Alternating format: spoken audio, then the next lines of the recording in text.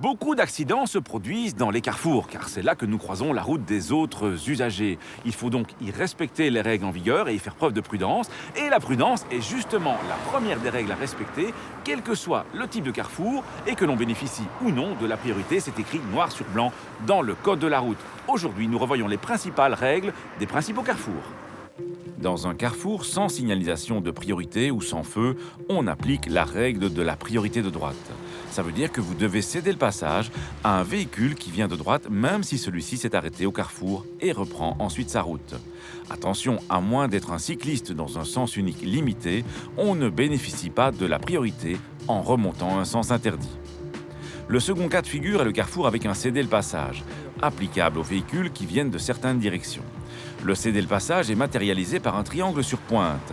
Il signifie que vous devez laisser passer les véhicules qui circulent sur la chaussée que vous allez aborder. Si la voie est libre, vous n'êtes cependant pas obligé de vous arrêter. Obligé de vous arrêter complètement, vous l'êtes par contre en présence de ce signal stop, même si la voie vous semble dégagée et vous devez céder le passage aux véhicules qui circulent sur la chaussée que vous abordez.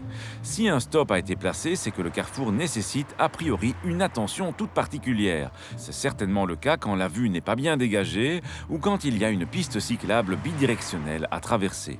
Un bon truc pour respecter les stops, c'est d'avancer jusqu'à la ligne d'arrêt et seulement une fois à l'arrêt de regarder l'état du trafic sur la voirie transversale. Cela évite la tentation de brûler le stop. Quand le carrefour est équipé de feux, il faut bien entendu les respecter. Pour rappel, le feu orange signifie aussi qu'il faut s'arrêter. Vous ne pourrez éventuellement passer à l'orange que si vous êtes si près du carrefour que vous ne pouvez plus vous arrêter en toute sécurité. Certains interprètent visiblement cette exception de manière trop large. Autre règle importante qui concerne la mobilité, vous ne pouvez pas vous engager dans un carrefour, même quand un feu vert vous y autorise, si l'encombrement est tel que vous serez vraisemblablement immobilisé au milieu du carrefour, au point de gêner le trafic dans les directions transversales. Pour terminer, un cas un peu particulier, c'est le carrefour traversé soit par une piste cyclable, soit par un trottoir traversant, c'est-à-dire un trottoir en saillie qui traverse une des chaussées qui aboutissent au carrefour.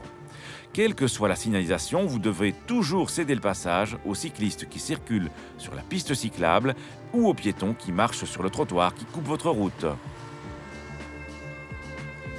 Le comportement qu'il faut avoir en tête lorsqu'on aborde un carrefour, c'est qu'il faut faire preuve de prudence. Et la prudence, c'est notamment se tenir prêt à toute éventualité, y compris un refus de priorité de la part d'un autre usager. Et puis, il faut également se souvenir que les carrefours sont aussi fréquentés par des usagers faibles. À la question de la semaine dernière, il fallait répondre que pour un autocar, la vitesse maximale autorisée sur autoroute est 90 km/h. À gagner cette semaine, 4 méthodes d'apprentissage pour le permis théorique et pratique. La question, ce panneau vous prévient de la forme du prochain carrefour, que vous avez la priorité au prochain carrefour ou que la priorité de droite est applicable au prochain carrefour.